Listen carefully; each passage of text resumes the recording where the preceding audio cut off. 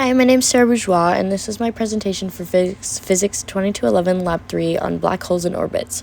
In this lab, I modeled the motion of a star around a black hole and then built a second model to determine the initial velocity needed for a spaceship to orbit a planet moon system without crashing. This is my table of contents, so I'll be talking about the intro, purpose of the lab, procedures, errors, second law, conclusions, and questions.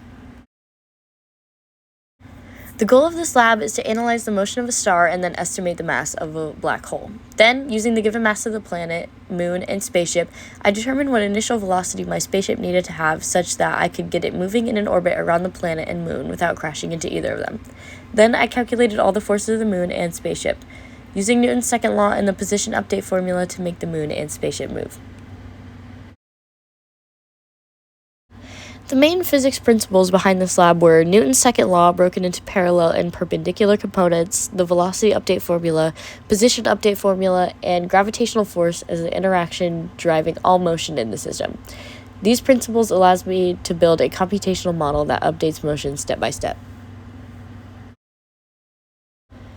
For the first part of the lab, I treated the system as the star itself and the surroundings as the black hole and empty space. This let me focus on only the gravitational interaction between the star and the black hole.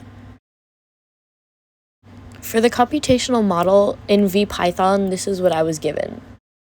And then here I built a VPython model that calculates gravitational force, updates momentum, and updates position at every time step. This allowed me to visualize the star's orbit and adjust parameters until the model matched the observed motion. Here is just more of that VPython model. Once the model behaved realistically, I used the orbital motion to estimate the mass of the black hole. So I got F net equals 1 times 10 to the 30 newtons, force perpendicular equals 9 times 10 to the 29 newtons, force parallel equals 1 times 10 to the 29 newtons, and the mass of the black hole equaling about 8.6 times 10 to the 33 kilograms. In the second part of the lab, I repeated this process for the planet-moon spaceship system, adjusting the spaceship's initial velocity until it achieved a stable orbit. This is my VPython model for that.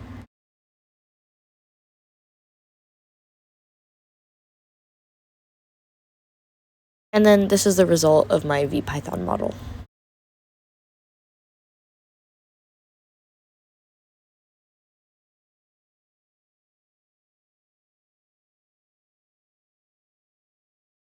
Some possible sources of error include choosing an incorrect initial velocity, small mathematical inconsistencies that accumulate over time, rounding errors, assuming no outside forces are acting on the system, and the fact that some parts required guess and check to fine-tune the orbit. So the question for this lab is, how is the net force with its parallel and perpendicular components different from the rate of change of momentum with its parallel and perpendicular components? Well, mathematically, since F net equals dp dt, they are the same. However, they display different physical ideas. Momentum is the speed change in the parallel direction and direction change perpendicularly, and F net is the physical cause of motion. So momentum tells what the motion is doing, while force tells you why it's doing it.